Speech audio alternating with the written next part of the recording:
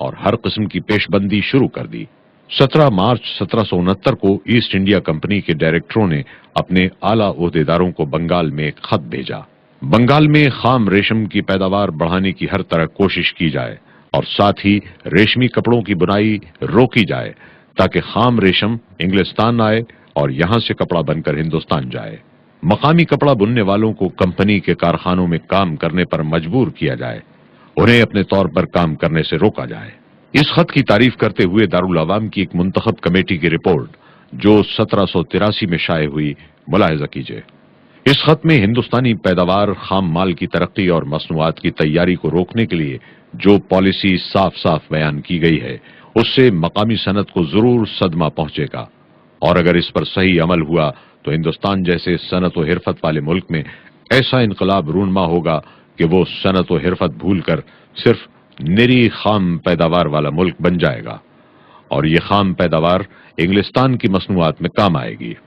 عمدہ اثر تو ظاہر ہو چکا ہے، ریشم بننے والے آپ کی کمپنی کے کارخانوں میں کام کرنے لگے ہیں، اور اگر وہ لوگ اپنے طور پر خود کام کرنا چاہیں تو ان کو روکا جائے، نہ مانے تو سرکار انہیں سزا دے اور خود کام کرنے کی ممانعت کر دے۔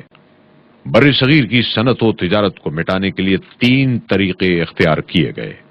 پہلا طریقہ، ہندوستانی کاریگروں کو صنعت سے روکا جائے۔ دوسرا طریقہ، ہندوستان کا مال انگلستان میں داخل نہ ہونے دیا جائے۔ تجارت میں مامون کے فلسفے پر عمل کرتے ہوئے ہندوستانی درآمدات پر بھاری ٹیکس لگا کر انہیں خوب مہنگا کیا جائے تاکہ وہ ملکی مصنوعات کے مقابلے میں نہ ٹک سکیں۔ تیسرا طریقہ، انگلستان کی مصنوعات کو ہندوستان کی منڈیوں اور بازاروں میں ٹھوسا جائے اور اتنا سستا کر دیا جائے کہ ہندوستان کی صنعت گھٹنے ٹیک کر فنا ہو جائے۔ سر ولیم بالٹس 1772 میں لکھتا ہے، کمپنی کے گماشتے غریب جلاحوں سے جس چیز پر دستخط چاہتے ہیں لے لیتے ہیں، اور اگر جلاحہ کم لینے سے انکار کرے تو وہ روپیہ زبردستی ان کی کمر میں بندھوا دیا جاتا ہے اور پھر ان کو کوڑے بھی مارے جاتے ہیں۔ غریب جلاحے کو خوب ٹھگا جاتا ہے، بازار کی قیمت سے 15% سے 40% کم قیمت دی جاتی ہے۔ اسی قسم کا ظالمانہ برتاؤ خام ریشم بننے والوں کے ساتھ کیا جاتا ہے، اور ایسی مثالیں بھی موجود ہیں کہ ان لوگوں نے ریشم کاٹنے کی تکالیف سے تنگ آ کر خود اپنے انگوٹھے کٹوا ڈالے تاکہ وہ اس جبر و تعدی سے محفوظ رہیں۔ صاحب معیشت الہند لکھتا ہے، 17ویں صدی عیسوی میں انگریز صناعوں اور دستکاروں پر جو وقت گزرا اس سے کہیں زیادہ مصیبت ہندوستانی صناعوں اور دستکاروں کے سر پر 18ویں صدی عیسوی میں آ پڑی۔ ان کا روزگار بھی مارا گیا اور کوئی پرسان حال بھی نہ تھا۔ اول تو خانہ جنگیوں کی بدولت ملک تباہ ہوا، دوسرے صنعت و حرفت کا گلا گھونٹا گیا، لوگوں پر مصیبتوں کا آسمان ٹوٹ پڑا۔ بر صغیر کی تاریخ میں 18ویں صدی بہت خوفناک اور افسوسناک ہے۔ اچھے اچھے شہر ویران ہو گئے اور صنعتیں برباد ہو گئیں، صناع تباہ ہو گئے اور بحالت مجبوری زراعت عام لوگوں کا پیشہ بن گئی۔ نیپولین نے کہا تھا، انگریز دکانداروں کی قوم ہے، اور انگریز واقعتاً اپنے آپ کو محض تاجر خیال کرتے تھے۔ آزاد ملک کا باشندہ ہونے کی وجہ سے نڈر اور منچلے تھے، جبکہ صدیوں کی اطاعت و فرما برداری کرتے کرتے ہندوستان کے لوگ پست ہمت اور بزدل ہو چکے تھے۔ ملک میں کوئی حکومت اور کوئی طاقت ایسی نہ تھی جو حقوق و انصاف کی نگہداشت کر سکتی۔ بس انگریزوں نے زندہ ضمیر سے محروم ہو کر جو چاہا سو کیا، پوچھنے والا، روکنے ٹوکنے والا کوئی نہ تھا۔ بر صغیر کی دستکاری اور تجارت کے برباد ہونے کی وجہ سے دستکار اور تاجر بھوک و افلاس کا شکار ہو گئے، کروڑوں آدمی بھوک سے مر گئے، لاکھوں نفوس اخلاقی جرائم، ڈاکہ زنی اور چوری چکاری میں مبتلا ہو گئے، اور کروڑوں نفوس زراعت پر گزارا کرنے لگے۔ دستکاری روز بروز کم ہونے لگی، دستکاروں کی تعداد 50% سے گھٹ کر 7 تا 10% رہ گئی، کاشتکاری کرنے والوں کی تعداد بڑھ کر 72% ہو گئی، جس کی بنا پر قابل زراعت زمینیں کمیاب ہو گئیں۔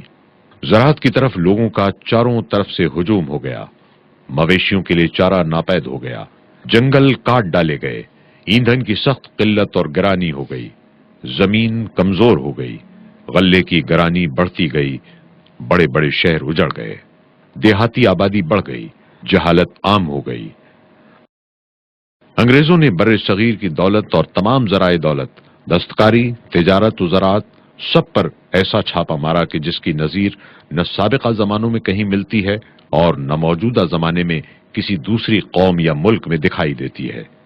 تعجب ہے ہندوستان میں زندگی کو کیسے ترستے ترستے گزری۔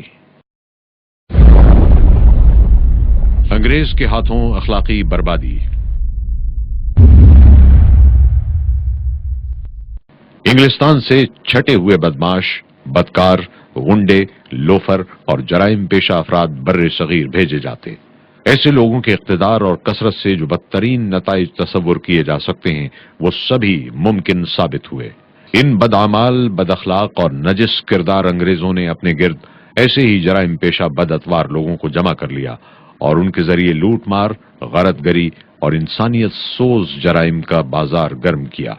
مسٹر سی ہل کہتا ہے، کمپنی ملازمین ملک کے حالات سے ناواقف تھے اور اکثر چھوٹے ملازموں سے جو بنیے کہلاتے تھے کام لیا کرتے تھے۔ مسٹر برک ان بنیوں کے بارے میں لکھتا ہے، بنیا یا دیوان انگریز کے گھر کا منتظم ہوتا ہے۔ وہ ان تمام چال بازیوں اور عیاریوں سے واقف ہوتا ہے جو ظالم کی سزا سے بچنے کے لیے ایک غلام استعمال کرتا ہے۔ بنیا لوٹتا ہے، استحصال بالجبر کرتا ہے، غارت گری کرتا ہے اور پھر اس میں سے جس قدر مناسب سمجھتا ہے اپنے صاحب کو بھی دے دیتا ہے۔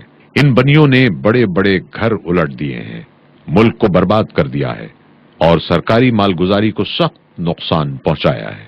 خود حکام وقت ان بنیوں کے ذریعے ذاتی نفع حاصل کرتے، ان بنیوں کو بڑے بڑے ٹھیکے دیتے اور پردے میں انگریز اصل ٹھیکیدار ہوتا۔ انہی کی بدولت پرانے شریف اور خاندانی ہندو اور مسلمان اپنی اپنی زمینوں سے بے دخل کر دیے گئے۔ 1,00,000 سے زیادہ کا ٹھیکہ قانوناً نہیں دیا جا سکتا تھا، مگر بڑے صاحب لوگوں کے بنیے قانون سے آزاد ہوتے۔ خود وارن ہیسٹنگز گورنر جنرل کا بنیا کنتو بابو 13,00,000 کا ٹھیکیدار تھا۔ ایک اور بنیا گنگا گوبند سنگھ بھی ہیسٹنگز کا ٹھیکیدار تھا۔ جولائی 1785 عیسوی میں دارالعوام میں ایک حساب دکھایا گیا جس میں گنگا گوبند سنگھ کی کمائی 3,20,00,000 روپے بنتی ہے۔ اسی گورنر جنرل کے دیوان رام چند کی نسبت بیان کیا گیا کہ وہ 60 روپے ماہوار کا ملازم تھا، مگر اس نے 12 کروڑ روپے کا ترکہ چھوڑا۔ کمپنی کے ایجنٹ روپ کشن کے پاس اتنی دولت تھی کہ اس کی ماں نے اس کے مرنے پر 90,00,000 روپیہ خرچ کیا۔ بنیوں کے مظالم جاننے کے لیے صرف دیبی سنگھ کی مثال کافی ہے۔ دیبی سنگھ کلکتہ حکومت کے محبوب بنیوں میں سے تھا، چنانچہ بنگال کے بڑے بڑے علاقے اسی کو ٹھیکے پر دیے گئے۔ دیبی سنگھ شرفا اور عزت داروں کو ہتکڑیاں پہنا کر حوالات میں رکھتا اور اپنی منواتا، زمین سستے داموں نیلام کرا کے خود خریدتا اور یہ قیمت بھی اسی روپے سے ادا کرتا جو انہی زمینداروں سے پیشگی وصول کر چکا ہوتا۔ ایسی بدعمالیاں کرنے سے ملک کی ثروت اور دولت تو برباد ہونی ہی تھی، ان لوگوں کے اخلاق اور اعمال بھی بہت زیادہ بگڑ گئے جو انگریزوں کے حاشیہ نشین اور کارکن تھے۔ وہ انگریزوں کی حمایت حاصل کر کے منمانی کارروائیاں کرتے۔ عام باشندوں پر اس کا اثر یہ پڑتا کہ جو عادتیں اور اخلاق پہلے برے سمجھے جاتے ان کی برائی دلوں سے جاتی رہی۔ اسی لیے عام طور پر جال سازی، بد اخلاقی اور ظلم و ستم پھیل گیا۔ جان بچانے اور دنیاوی زندگی سنبھالنے کے لیے لوگ ہر قسم کے جرائم میں اختیار کرنے پر مجبور ہو گئے اور ان اخلاق و عادات میں مبتلا ہو گئے جو شرافت انسانی کے لیے ننگ و عار ہیں۔ وہ چوری کرنے، اچکے پن کو عمل میں لانے، ڈاکے ڈالنے، قتل کرنے، ٹھگی اور دھوکے بازی کرنے، بے حیائی اور فواہش کرانے میں لگ گئے۔ اعلیٰ ملازمت کے دروازے بند کر کے مقامی باشندوں کو ذلت و افلاس کے گڑھوں میں دھکیل دیا گیا۔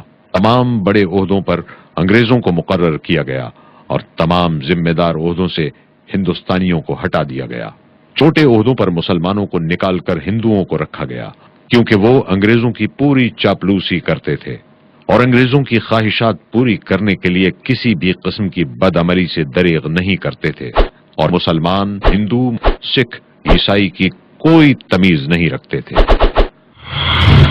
سر جان سولومن اپنی کتاب میں لکھتا ہے، ملک کے تمام ذمہ دار عہدوں سے ہندوستانیوں کو نکال دینے کا قدرتی نتیجہ یہ ہوا کہ اعلیٰ انتظامی قابلیت کے نشو و نما کے مواقع جاتے رہے اور جو قابلیت ان میں تھی رفتہ رفتہ زائل ہوتی گئی۔ اس کے ساتھ مالی بدحالی نے ان کے کردار کو اس درجہ گرا دیا جس پر مظلوم اور محکوم قومیں پہنچ جاتی ہیں۔ سینکڑوں زمیندار، ہزاروں سپاہی اور بے شمار ملازم بے روزگار ہو گئے اور انہوں نے لوٹ مار کا پیشہ اختیار کر لیا۔ چنانچہ ناگپور سے لے کر خلیج بنگال تک 23,000 ڈکیت لوٹ مار کرتے پھرتے تھے، جنہوں نے 1819 کے موسم سرما میں صرف 10 دنوں میں 182 قتل کیے، 500 زخمی کیے اور 3,000 کو طرح طرح کی ایذائیں دیں اور تقریباً 1 کروڑ کا مال لے اڑے۔ بر صغیر کے باشندوں کی اخلاقی گراوٹ کا ایک اور سبب انگریز کا لایا ہوا قانون تھا۔ عدالتوں، قانونی مشیروں، حصول انصاف کے لیے ادنا عدالتوں، ہائی کورٹس اور سپریم کورٹس کا نظام انتہائی صبر آزما، وقت طلب اور مہنگا تھا۔ عام طور پر مہینوں اور سالوں کا انتظام، دور دراز کا سفر، دوڑ دھوپ کی تکالیف اور سرمایہ و دولت کی بربادی کا سامنا کرنا پڑتا تھا، جبکہ انگریزوں سے پہلے یہ سب قوانین، عدل و انصاف اور ان کی عملی کارروائیاں نہایت سادہ اور بے خرچ تھیں۔ ان میں فریقین کو نہ دور دراز کے اسفار کی زحمت اٹھانا پڑتی اور نہ مہینوں سالوں کا انتظار اور دوڑ دھوپ کی مشقت کے ساتھ سرمایہ و دولت کی بربادی کی مصیبت اٹھانا پڑتی تھی۔ انگلستان کے مشہور مقرر ایڈمنڈ برک نے برطانوی پارلیمنٹ میں خوب واضح الفاظ میں کہا تھا، مشرقی ممالک کی حکومتیں خود مختار ہونا نہیں جانتی۔ ایشیا کا بڑا حصہ مسلمان حکمرانوں کے تحت ہے اور اسلامی حکومت کے معنی ہی قانونی حکومت کے ہیں۔ عیسائی بادشاہوں کے مقابلے میں مسلمانوں کے قانون میں بدرجہ زیادہ مضبوطیاں ہیں۔ ان کا اپنے قانون کے بارے میں یہ عقیدہ ہے کہ اقتدار اعلیٰ صرف خدا کے پاس ہے، رعایا اور بادشاہ سب قانون کے پابند ہیں۔ اگر کوئی شخص قرآن کی ایک آیت بھی اس مضمون کی دکھا دے کہ اس کی روح سے کسی کو خود مختارانہ اختیارات حاصل ہیں، تو میں تسلیم کروں گا کہ میں نے قرآن کا اور ایشیا کے حالات کا بیکار مطالعہ کیا ہے۔ قرآن شریف کا ہر لفظ ظالموں کے خلاف گرج رہا ہے۔ اس قانون کی تشریح کرنے والا علماء یا قاضیوں کا طبقہ ہے جو اس کا محافظ قرار دیا گیا ہے۔ یہ طبقہ بادشاہ کی ناراضگی سے محفوظ ہے اور اسے بادشاہ بھی ہاتھ نہیں لگا سکتا۔ وہاں کی حکومت ایک حد تک جمہوری ہے۔ لارڈ میکالے لکھتا ہے، انگریزوں نے جو عدالتیں قائم کی اس کے ججوں میں سے ایک بھی ایسا نہ تھا جو ان کروڑوں انسانوں کے رسم و رواج سے واقفیت رکھتا ہو جن کے مقدر کے فیصلے اس کے ہاتھ میں تھے۔ مقدمات کی مثلیں اس رسم الخط میں لکھی جاتی جس سے مقامی باشندے سراسر ناآشنا تھے۔ فیصلے اس زبان میں لکھے جاتے جو ان کی سمجھ سے باہر تھی۔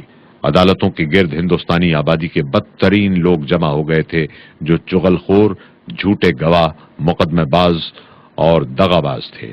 انگریزی مشیران قانون جس صورت کے ساتھ پورے ملک میں پھیلے، اس صورت کے ساتھ تو حملہ آور بھی نہ پھیلے تھے۔ خلاصہ یہ کہ ان عدالتوں اور ان کے قوانین سے ہندوستانیوں کے اخلاق و اعمال پر نہایت ہی زہریلا اثر پڑا۔ ان کے اخلاق حد درجہ گرتے چلے گئے اور ہر طرف بد اخلاقیوں اور بد اعمالیوں کا دور دورہ ہو گیا۔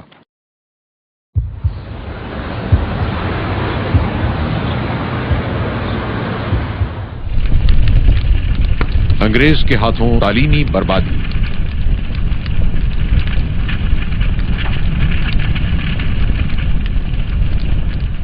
انگریزوں کو یہ خطرہ لاحق ہوا کہ تعلیم یافتہ لوگوں کی کثرت رہی تو ہم حکومت نہ کر سکیں گے۔ اس لیے انہوں نے تعلیم گاہوں کو ملیا میٹ اور تعلیم کو نیست و نابود کر دیا۔ تعلیم کے لیے تمام وقف جائیدادوں کو 1838 میں سرکاری قبضے میں لے لیا۔ بنگال کے کل رقبے کا 1/4 حصہ تعلیم کے لیے وقف تھا، وہ ہڑپ کر لیا گیا تاکہ تعلیم کا ڈھانچہ جس بنیاد پر کھڑا ہے وہی ختم کر دی جائے۔ تھوڑے ہی عرصے میں جب تعلیم گاہیں ختم ہو گئیں اور نئے تعلیمی ادارے نہ قائم ہو سکے اور پرانے تعلیم یافتہ لوگ آہستہ آہستہ وفات پا گئے تو چاروں طرف ہندوستان میں جہالت کا دور دورہ ہو گیا۔ 1823 میں برطانیہ کے معززین لارڈ ایلفنسٹن اور لارڈ ایف وارڈن نے ایک متفقہ یادداشت حکومت کو پیش کی۔ انصاف یہ ہے کہ ہم نے دیسیوں کی ذہانت کے چشمے خشک کر دیے ہیں۔ ہماری فتوحات کی نوعیت ایسی ہے کہ جس نے نہ صرف علمی ترقی کی ہمت افزائی کے تمام ذرائع ختم کر دیے ہیں بلکہ حالت یہ ہے کہ ان کے اصلی علوم گم ہو جانے اور گزرے ہوئے لوگوں کے ذہنوں کے تخلیق کردہ شاہکار بھی مٹ جانے کا اندیشہ ہے۔ اس الزام کو دور کرنے کے لیے کچھ کیا جائے۔ انگریز کی ہمیشہ سے پالیسی رہی کہ بر صغیر کے باشندوں کی ذہانت بالکل برباد کر دی جائے، ان میں علمی بیداری